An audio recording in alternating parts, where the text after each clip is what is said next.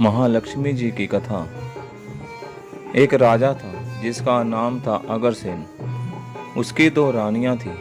एक का नाम था उमनी और दूसरी का नाम था डुमनी।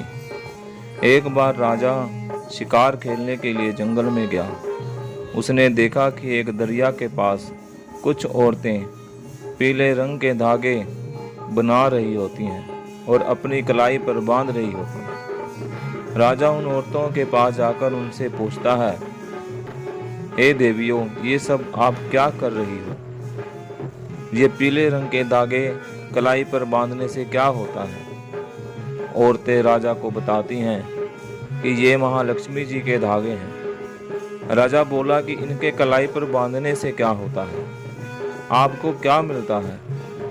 वो औरतें बोली कि इनके बांधने से हमें महालक्ष्मी जी की कृपा से दूध, पुत्र, रिज़्क और भाग्य मिलता है। राजा बोला, ये धागे मुझे भी दे दो, मैं अपनी रानियों को दूंगा। राजा वहां से वो धागे राजमहल को ले आता है और अपनी दोनों रानियों को बुलाकर धागे बांधने के लिए कहता है। लेकिन रानी डुमनी धागे नहीं बांधती और वो धागे लेकर घोड़ों के तबेले में फेंकते हुए कहते हैं कि मेरी कलाई सोने की चूड़ियों के लिए है, मैं इन पीले धागों का क्या करूंगी। जब तबेले की सफाई करने वाली सुबह आती है और कचरा टोकरे में भरकर वह उठाने लगती है तो टोकरे में धागे की जगह हीरे जवाहरात देखकर रानी के पास ले जाती है। रानी कहती है कि यह मुझे नहीं चाहिए, यह तुम ले जाओ। और वो धागे का टोकरा कचरा उठाने वाली अपने पास ले जाती है। और जब यह सारा कुछ राजा को पता लगता है तो वह अगले दिन जब शिकार के लिए जंगल में जाता है तो रानी डुमनी को अपने साथ ले जाता है और वापसी में रानी डुमनी को राजा जंगल में छोड़कर आ जाता है। रानी डुमनी को बहुत पछतावा होता है। राजा की बात न मानने का और महालक्ष्मी के धागे घोड़ों के तबेले में फेंकने का यह फल मिला है।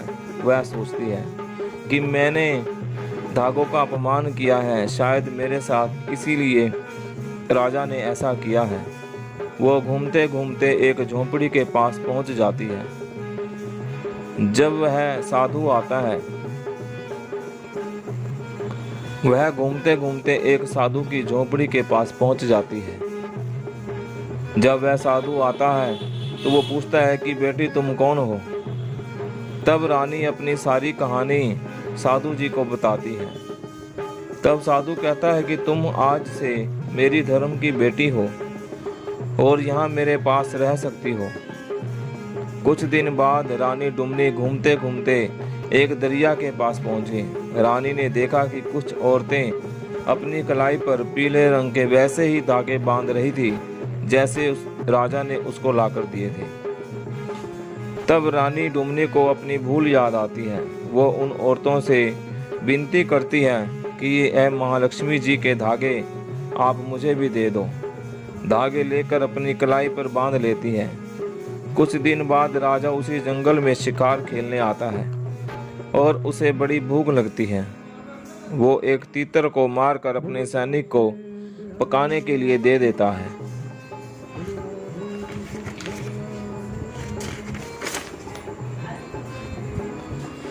और कहता है कि जाओ इसे भून कर ले आओ।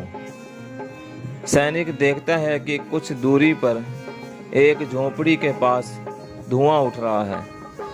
वो वहां पर तीतर को भूनने के लिए चला जाता है और वहां साध्वी के रूम में रानी डुमनी से तीतर को भूनने की आज्ञा लेता है। जब वो तीतर को भूनता है तो तीतर जल जाता है।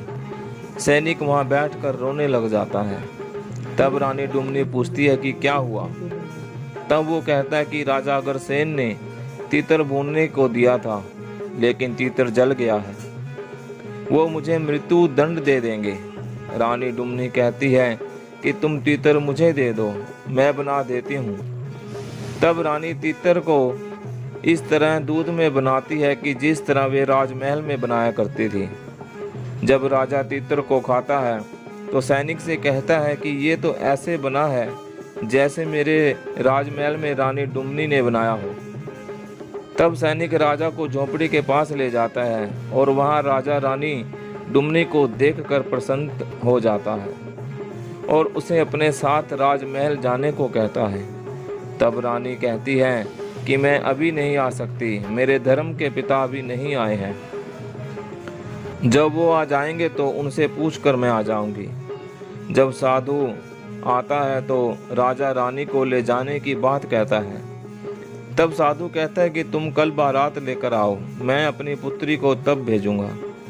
अगले दिन राजा बारात लेकर पहुंच जाता है और साधु खुशी खुशी रानी को राजा के साथ विदा कर देते हैं। अब रानी महालक्ष्मी जी की कृपा से राजमहल में राज करती है। सो हमें भी महालक्ष्मी जी के धागे श्रद्धा व भावना से बांधने व व्रत करना चाहिए ताकि माता लक्ष्मी की कृपा हम सब पर बनी रहे। बोलो माता लक्ष्मी जी की जय।